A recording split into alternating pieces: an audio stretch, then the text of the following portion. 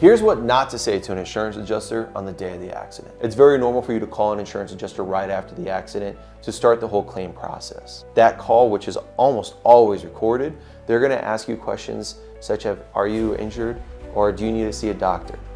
You need to be very careful on how you answer that, because right after the accident, you have a bunch of adrenaline going through you that may be covering up the fact you are injured. I've seen multiple times people suffer injuries such as torn rotator cuffs because of the seatbelt stopping them going forward, causing them to tear their rotator cuff, to even torn meniscus or your ACL or MCL from an accident. Them not knowing about it that day, because again, the pain hadn't set in yet, and then waking up the next day in a lot of pain, going to the doctor and being told, well, you gotta get ready for surgery here pretty soon.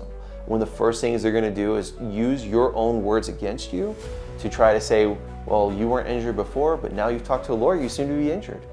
When that's not in reality the case, it's just your body was protecting you, and you feel it that next day when you wake up with your muscles aching and in pain. Wait a couple of days. If you're not injured then, that's fine.